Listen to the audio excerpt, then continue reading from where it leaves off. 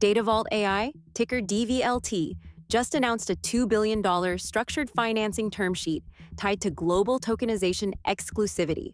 This is the biggest Datavault headline yet, but the key phrase is term sheet. It is not a completed financing. The proposed deal says Datavault may issue shares to an institutional investment fund and a UK-based structured investment platform in exchange for preferred units in a vehicle holding about $2 billion of fixed income securities. That is why this is not a normal cash placement.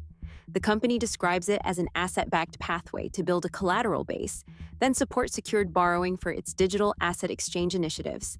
The headline bull case is the exclusive mandate. The counterparty agreed that its global digital asset tokenization and blockchain infrastructure projects would route through Datavault's patented platform, unless the parties agree otherwise.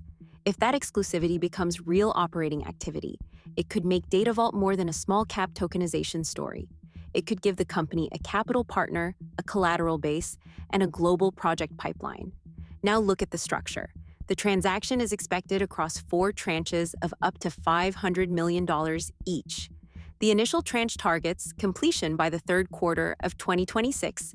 The proposed share value is $1.55 to $2 per share, subject to definitive agreements and an acceptable independent valuation. That number sounds bullish compared with many small-cap financings, but it also signals dilution. The release itself calls the transaction potentially dilutive. The hardest near-term checkpoint is cash. Datavault says it must fund $25 million of administrative, operational, and structuring costs for each tranche. The first $25 million non-refundable payment is due by June 4th, funded from Bitcoin and receivables. That payment is a real proof point because it comes before any completed financing. The use of proceeds is ambitious. San Katoum expansion toward about 48,000 GPUs across 100 U.S. cities, acceleration of the information data exchange, international elements exchange, and NYIAX platforms, plus debt servicing. Management also repeated that Q1 2026 revenue grew 443% year over year, and that the full-year revenue target remains at least $200 million. The bear case is not subtle. No definitive agreements are signed. The deal needs due diligence, shareholder approval, regulatory approvals, possible CFIUS clearance, a charter amendment, and a fairness opinion. There is also control risk. After all tranches, the counterparty could gain enough voting power to elect a majority of the Datavault board. So here is the goglides proofgate. The thesis gets stronger if definitive agreements are signed.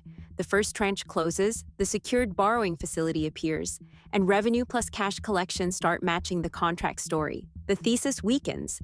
If the term sheet stalls, the first payment strains liquidity, shareholder approval fails, or dilution arrives before operating proof.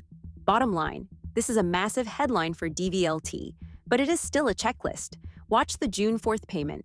Definitive agreements, tranche closing, shareholder approval, borrowing facility, revenue recognition, and cash collection.